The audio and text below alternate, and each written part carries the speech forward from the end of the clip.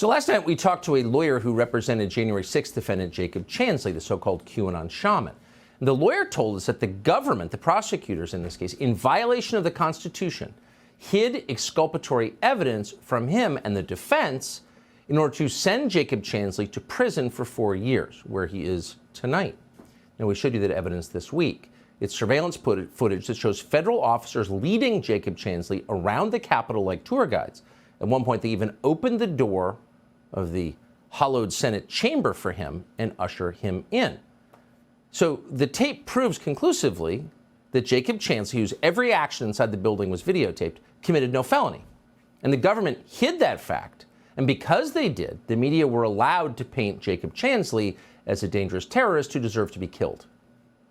I think the most amazing thing about the whole thing is watching the video, and on the Senate floor, there's a cop who's armed, and a guy bursts in, the QAnon shaman, dressed like a Viking, and he basically talks to him. I'm watching. Shoot him. Yeah. Shoot him. Like, if you burst into the United States, if he was dressed like bin Laden, would you have shot him? Imagine if they said that about someone you loved.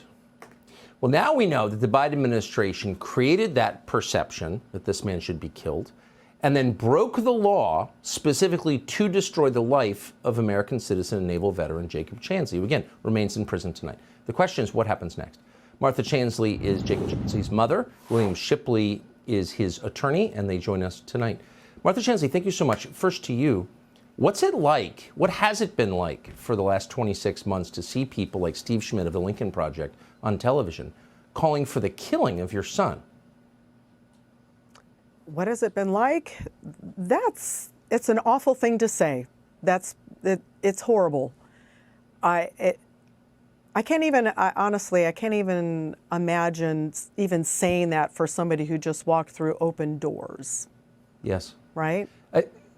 How does it feel to know that the U.S. government, the Biden administration, hid this evidence and on the basis of that lie and crime sent your son to prison for years? It's upsetting. It's upsetting. It should have come out 2 years ago. That should have come out 2 years ago.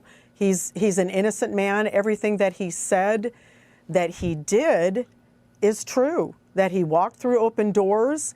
He was escorted through the halls in the Senate. And part of the reason why he was escorted was because he volunteered to help them. He said that he saw people in the Senate and that he wanted to help them in any way he could. Yeah. And that's why, part of the reason why he was led around. It's very obvious. Mr. Shipley, thank you for joining us tonight. So this show confirmed today. Thank you. Well, of course. We confirmed today that the Capitol Police turned over all the video, including the video you just saw of Jacob Chansley, your client, to the FBI right after January 6th. So the FBI had this videotape, and they withheld it from his initial lawyer in his defense. How is he still in prison tonight? That's a great question. Sorry, am I supposed to say, or is Bill? No, I was just asking the attorney here, as a legal matter, how is this? Okay. How is your son still behind bars?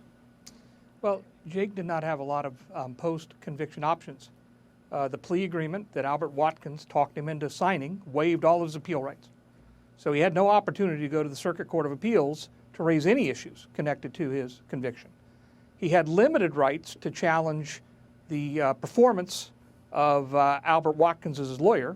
When I came into the case, that's the first subject I began discussing with him, was my criticisms of what Watkins talked him into doing. It was a terrible plea agreement. It was an unconscionable plea agreement. I've done this for 35 years. I recognized immediately what Watkins had done wrong. Watkins had him plead guilty before the government was even willing to say it had produced all the video. The government in August of 2021 was still telling judges, we haven't been able to get all of the evidence to defense lawyers, so please don't set trial dates. Albert Watkins didn't care. He convinced his client to take the offer the government had made and plead guilty. So he's in a little bit of a mousetrap.